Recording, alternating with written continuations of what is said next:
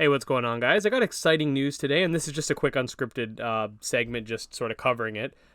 Basically, we got the patch notes for the upcoming Nexomon update. Now, they've been teasing this update since the game's launch, pretty much. It was this teased like expansion or DLC or whatever. They called it back when they were talking about like the first patch, the second patch, and then the DLC or whatever it was called in that original post. I don't remember off the top of my head.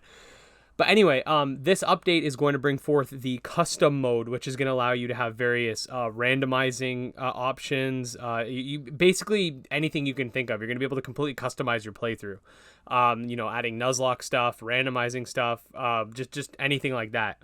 But anyway, so it's not just the custom mode that's coming. So I have the whole timeline here, and we're just going to quickly go through it. They're just localizing it right now, so we're going to have to wait for that before the actual update comes out. But yeah, so added custom mode for players that have finished the main campaign. The game determines whether you're eligible by checking if there exists a save file that has finished the story, or if there's a custom file already. If you delete all your files, the game will not detect it. A proper updated list of the settings is yet to be posted. So, important piece of information here. If you delete all your save files, you're SOL. So if you beat the game, keep that save file. There are 4 save files. I know it kind of sucks to have to waste one just on your like completed file. I mean, I think a lot of people wouldn't want to delete that file just because it has all their main stuff. But if you were planning on doing that, don't. Keep one game that's beaten the game. Otherwise, you won't be able to access this mode, or at least one that's in the custom mode. I could see that causing issues for people. I'm not sure what the logistics behind the scenes are for that, but yeah, just keep that in mind. After completing the game, interacting with a mirror in your bedroom gives you the option to force your Omnisun to look like Solus. If you have more than one, it'll affect them all. Now, the thing with Omnisun and Solus is up until this point, Solus evolves in Omnisun, and you're not able to have Solus. So this is a way for you to be able to at least, if you're not going to actually have Solus, you'll be able to make your Omnisun look like it. But again, originally in the game, you can only get one. So this, judging by this, as we read down, we're going to find out you're going to be able to catch another one, I'm assuming, because they say if you have more than one. Anyway, after completing all the post-game end quests, Eliza can enable or disable Greater Drakes, Primordial Tyrants, Solus, and Protovados, to spawn in the wild. So again, this goes back to the multiple Solus. So you are going to be able to have a living dex, basically. However, Solus and Protovados can appear anywhere. They can now appear in cosmic form, no need to release anyone. So you can have both, and you can have the cosmic versions. I know a lot of people have been asking when these legendaries would be uncosmic locked. Well, this is it. This is the uncosmic locked update, okay? I believe everything is going to be... I believe this isn't just for Solus and Protovados. This is for everyone. They can all be in cosmic form, not just the 2 they mentioned at the end. The database now displays a small swords icon, which counts how many times you defeated a monster, not retroactive. So that means it doesn't matter if you've defeated, I don't know, freaking... oh my god, why can't I think of a Nexomon off the top of my head? Okay, if you've defeated a Dinja like 80,000 times, it's not going to count until now. So that's when it's going to start. But the nice thing about this is the same counter is used to improve cosmic chance for that particular Nexomon. 1 point per defeat up to 607, meaning that the next best possible odds is 1 in 1,000 now.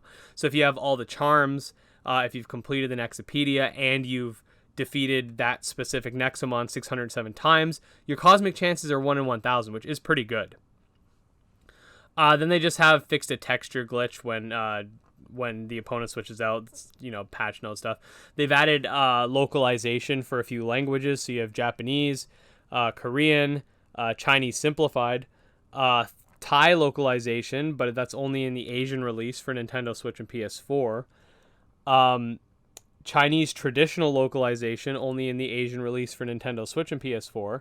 The font size for various UIs have been enlarged for languages, Asian languages. The database list now loops. That's actually a good thing, really good thing. And large skill description fonts in battle. So that's just some small stuff. But the main sort of takeaway with this update is you're going to be able to catch all the legendaries in cosmic form. You're going to be able to customize your playthrough, which we have discussed in length. I'll probably leave a video card on screen or whatever, so you guys can check out that video where I talk about the custom mode. But there's a bunch of options. You can like you can make it so just everything's completely random, and then a lot of them have like scales, so you can be like, everyone or like, okay, here's an example, like all the enemies can appear in their third forms right away, or they can only appear in their second forms, they can only appear in their first forms. And you could completely tweak all the trainer battles, all the starters, all the gifts, like everything. Like you can start the game. Someone mentioned this in the Nexomon Discord. You can start the game with and again, spoiler alert if you haven't played the game already, but you can start the game with your mom basically as one of your Nexomon potentially. So stuff like that, and then you can have like Nuzlocke options, how many times you could heal, stuff like that. So I'm definitely excited for this update. I thought it had updated when this patch came up, like the patch notes came up, and I almost pissed my pants.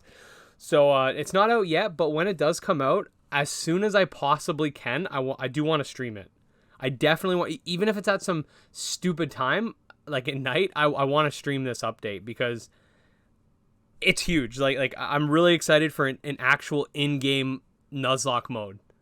So it's going to be nice. We know Coromon's planning something similar. So, I mean, they already have Nuzlocke options, but we know they're planning some randomizer stuff too. So, like I hope this becomes the new trend with these monster taming games.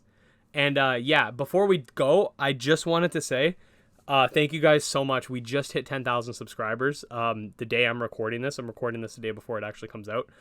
We just hit 10,000 subscribers. I never would have thought that this channel would hit 10,000 subscribers. Like when we hit 1,000, I remember thinking to myself, like, you know, it'd be really cool if by the end of 2021 I could hit 2,000, maybe. And then as time went on, especially thanks to Nexomon, we completely crushed like any sort of goal I had for 2020. And coming into the new year, we've already hit 10,000 subscribers. Like the amount of love and support I've gotten from you guys has just been amazing. And I just wanted to say, like, thank you very much. I look forward to continuing to be the monster taming guy for you guys and continue to bring more games to the forefront and also explore the games that are coming out.